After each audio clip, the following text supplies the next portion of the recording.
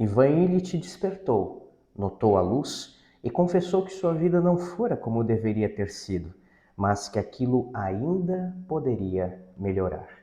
Olá pessoal, tudo bem? Bem-vindos ao terceiro episódio do Literatura Sem Corte. E hoje nós estamos aqui para comentar uma grande obra do século XIX, novamente da literatura russa, agora do grande escritor Tolstói, A Morte de Ivan Illich. É um livro de uma extrema profundidade, por isso nós vamos primeiro conhecer alguns elementos do enredo, para depois aí sim tecer algumas reflexões importantes. Muito bem, o livro começa nos contando um pouco, afinal, quem é Ivan Illich. Se trata de um típico homem do século XIX, um burocrata, um membro integrante do funcionalismo público russo, que está em pleno período de ascensão social, melhorando a sua condição financeira, tem também uma casa, tem mulher, tem filhos, é pai, é marido, enfim, um homem típico do século XIX. E ele leva uma vida aparentemente tranquila. Porém, logo de início, nós já começamos a notar dentro do livro como Ivan Illich usa justamente o trabalho como uma forma de fuga da realidade, especialmente da realidade familiar. Ele ali no labor, no trabalho, tenta se isolar dos problemas de casa. Ele não os enfrenta, ele foge. De repente, nós também começamos a notar que Ivan Illich passa a padecer de uma dor, de um sofrimento. Estava fazendo uma reforma no apartamento, cai e a partir daquilo alguma doença misteriosa começa a surgir. Ele está no topo e começa a se angustiar. Ele está em pleno processo de ascensão social e começa a sofrer este padecimento. Uma doença misteriosa que ninguém entende o que é. Médicos especialistas são chamados, tratamentos são iniciados e nada cura, nada ameniza, nada resolve. Pelo contrário, o problema vai paulatinamente se agravando.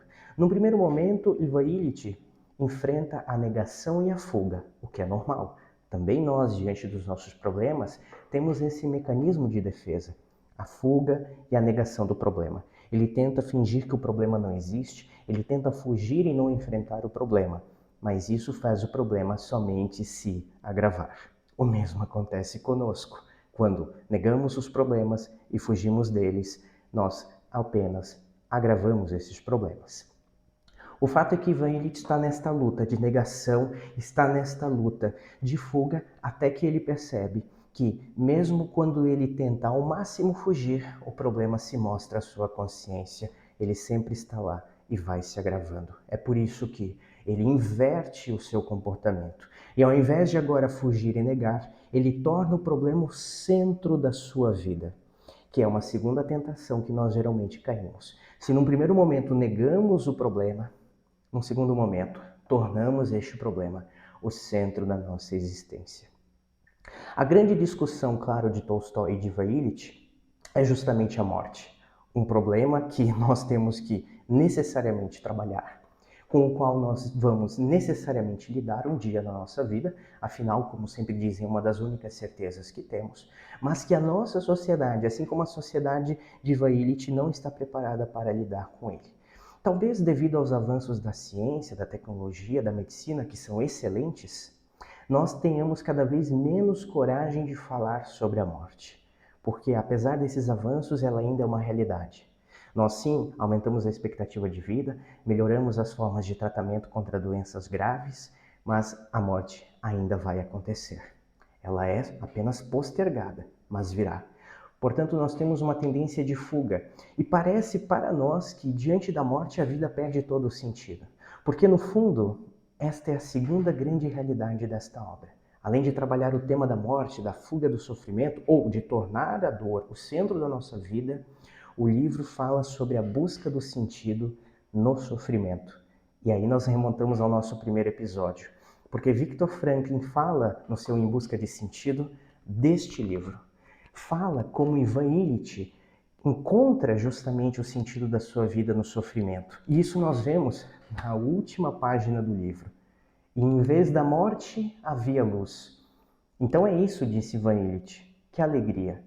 Que transformação interior teria passado esse personagem para, no último minuto da sua vida, dizer luz, alegria. Que transformação interior teria passado esse personagem para despertar e dizer: minha vida até aqui foi uma mentira? A partir de agora é que ela se torna significativa. A minha vida até aqui foi um vazio, mas ainda é tempo de mudança. Ivan Illich chora, pede perdão, diz que ama a sua família, especialmente seu filho. A obra quer nos mostrar que, por mais que nós passemos por situações difíceis e tentemos diante delas um processo de fuga, um processo de negação, ou pelo contrário, tornemos este problema o centro da nossa vida, o que também é uma atitude incorreta, é possível sim encontrar um sentido para esse sofrimento. E muitas vezes é justamente diante da morte que nós compreendemos o significado da nossa existência. Assim como Ivan Illich, encontramos a luz e dizemos: que alegria! Esta é uma obra de uma profundidade extraordinária, que traz elementos importantes para a nossa reflexão ainda hoje. E pelo incrível que pareça, ela é mais atual no século XXI do que fora no século XIX, porque hoje nós temos uma tendência muito maior de ter uma dificuldade de lidar com o tema da morte do que tinham os nossos antepassados, justamente porque tentamos de toda forma fugir desse problema, mas ele inevitavelmente um dia se tornará o centro da nossa vida. E espero que, assim como Ivan Illich, encontramos ali também o sentido da nossa existência.